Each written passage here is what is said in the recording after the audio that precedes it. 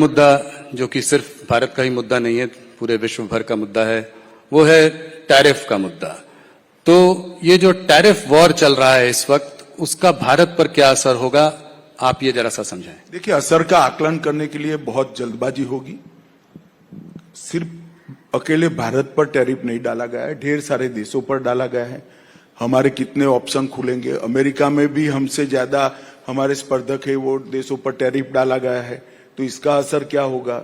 हो सकता है कि हमारा सामान ज्यादा भी जा सकता है, कई सारे देशों में हमारे सामान जाने की व्यवस्था भी होगी। बहुत कॉम्प्लेक्स मसला है, इसमें इतनी जल्दबाजी में इसका असर का आकलन किसी को नहीं करना चाहिए। पैनिक एक जो आ रहा है, आपको लगता है कि भारत में कोई ऐसा पैनिक का कोई वो नहीं? मुझे लगता है कि देश की जनता ऐसे पैनिक में कभी आती नहीं है। ये थोड़ा मीडियाबाजी होती है तो असर तो होता है, असर नहीं होता है ऐसा नहीं, मगर धीरे धीरे संभल जाएगा। अमित जी, सब लोग जानना चाहते हैं, मेरे कुछ कॉलीग्स ने भी बोला है कि आपसे जरूर पूछूं कि भारतीय जनता पार्टी का अगला अध्यक्ष कौन होगा। बहुत दिनों से चर्चा चल रही है, सुर्खियों में भी है, मगर कोई नाम निकल कर नहीं आ रहा है। अभी तक तय नहीं हुआ है। बिल्कुल तय नहीं हुआ, तो कितना समय लगेगा?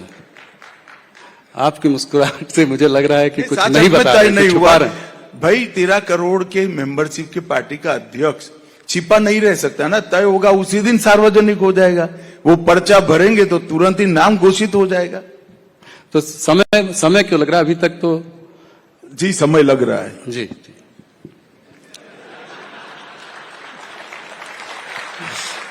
मुझे याद है एक बार मैंने इनसे ज्यादा सवाल पूछा था कि कितने टिकट बटेंगे, किसको क्या मिलेगा। कहता है जब होगा तो आपको भी बुला लेंगे तो आपको पता चल जाएगा। अमित जी, दिल्ली हाईकोर्ट के एक जज के घर में आग लग गई, आउट हाउस में आग लग गई, तो उसमें भारी मात्रा में कैश करेंसी बरामद हुई। तो मेरा सवाल यह है कि इस तरह का एक चित्र देश के सामने आया है, तो क्या आप संतुष्ट हैं कि इसके पीछे क्या कार्यवाही चल रही है, क्या होना चाहिए, कैसे लोगों को विश्वास दिलाया जाए कि देखिए, परंपराओं से जो परंपरा अब तक बनी है वो ये है कि जुडिशरी की जांच में इनिशिएटिव, अगर हाईकोर्ट जज के लिए कोई मसला खड़ा होता है तो सुप्रीम कोर्ट के सर्वोच्च न्यायाधीश ने लेना होता है। उन्होंने एक कमेटी बनाई है।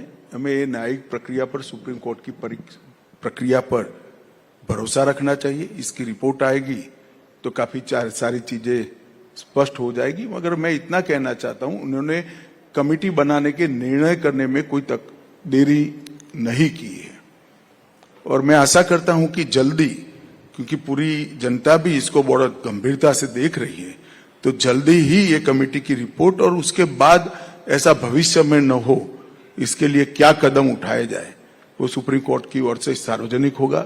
हम भी राह देख रहे हैं, आप भी राह देखो।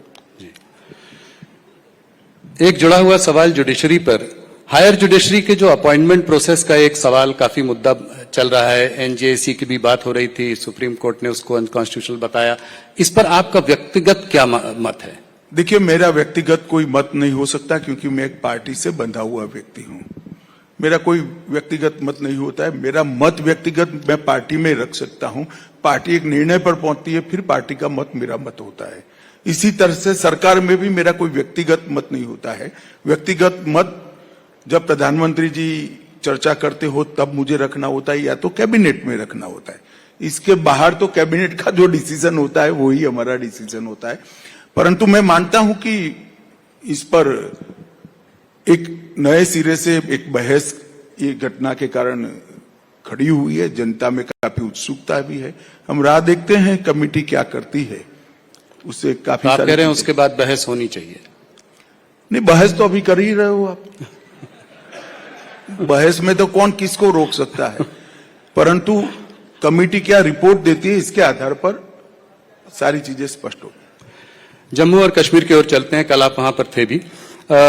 राज्य का दर्जा कब तक मिलेगा, क्या आपको लगता है, और नई सरकार का कैसे आप आंकलन करते हैं? देखिए, भारतीय जनता पार्टी एक अखिल भारतीय पार्टी है। हमने भारत में 2 नेताओं के नेतृत्व में सरकार बनाई, एक अटल जी के नेतृत्व में बनाई और एक लंबे समय के लिए लगातार तीसरी बार मोदी जी के नेतृत्व में बनाई। भारतीय जनता पार्टी ने कभी भी केंद्र में सत्ता रहते वक्त राज्य सरकार किसकी है वो नहीं सोचा है, ना हम कश्मीर के लिए सोच रहे हैं। कल ही मैं रिव्यू करने के लिए गया था, उमर साहब मेरे साथ ही बैठे थे, भोजन भी किया, बड़े अच्छे से इनकी फोटो भी आई है। जी जी।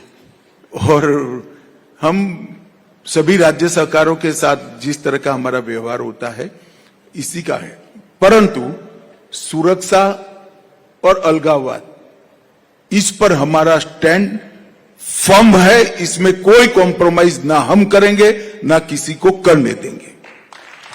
अभी कठुआ क्षेत्र में कुछ घुसपैठी की घटना जरा सा सामने आई है, इसमें कुछ आपको लगता है ये पाकिस्तान स्पॉन्सर टेररिज्म टाइप के कुछ? नहीं, घुसपैठ तो पाकिस्तान के अलावा रसिया से कैसे हो सकता जी। है, वहीं से हो सकता है, और ये तो सालों से कर रहे हैं, मगर देश के जवान बहुत मुस्तैद है, देश की सरकार भी मुस्तैद है। हम यहां पर कोई कांड नहीं करने देंगे, और करेंगे तो दंडित भी करेंगे उनको।